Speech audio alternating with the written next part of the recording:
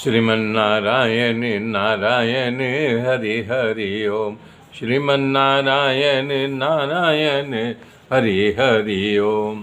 तब राजा परीक्षित ने सुखदेव जी की पूजा की और सभी संतों द्वारा सम्मानित सुखदेव जी को ऊंचे आसन पर बैठाया गया। संतों मुनियों बैठे, ऐसा लगता जैसे ग्रह और नक्षत्र से घिरा चंद्रमा शोभा पाता है। सभी ने सुखदेव जी का जय घोष किया। बोले सुखदेव जी महाराज की जय, सुखदेव जी महाराज की जय।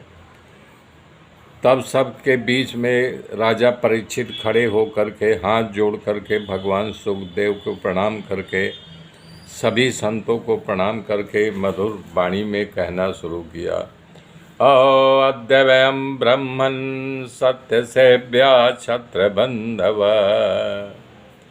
आज मैं बड़भागी कारण अपराधी राजा हूँ, फिर भी संत समागम का अधिकारी समझकर आप महात्माओं ने मुझे आश्रय दिया है।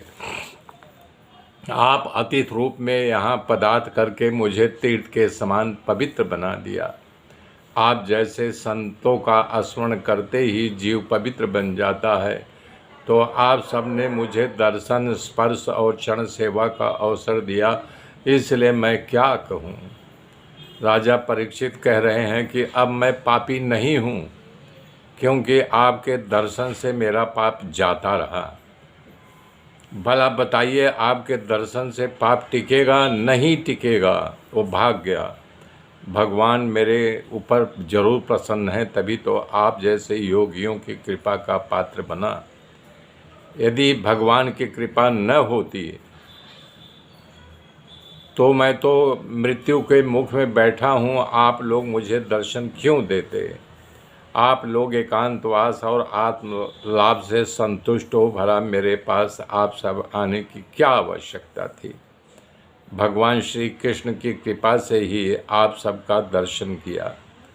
राजा परीक्षित ने सुखदेव जी से प्रश्न किया, हे योगियों में परम गुरु, जिस मनुष्य की मृत्यु नज़दीक हो उसको क्या करना चाहिए, उसका परम कर्तव्य क्या बनता है, उसको ये बताइए। साथ में ये भी कहो कि मनुष्यों को क्या करना चाहिए, किसका जप तप, किसका स्मरण करना चाहिए।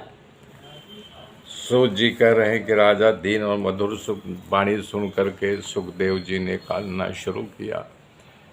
यहाँ से दूसरा स्कंद शुरू हो रहा है, साधन लीला। श्रीमद् भागवत का दूसरा स्कंद साधन लीला के नाम से जाना जाता है। भगवान का रूप, उनका स्वरूप, गुण कारण, उनके जानने के साधन कारण से साधन लीला कहते हैं। इस स्कंद को लीला भी कहते हैं। प्रथम स्कंद श्रवण कीर्तन द्वारा अधिकार सिद्ध हुआ।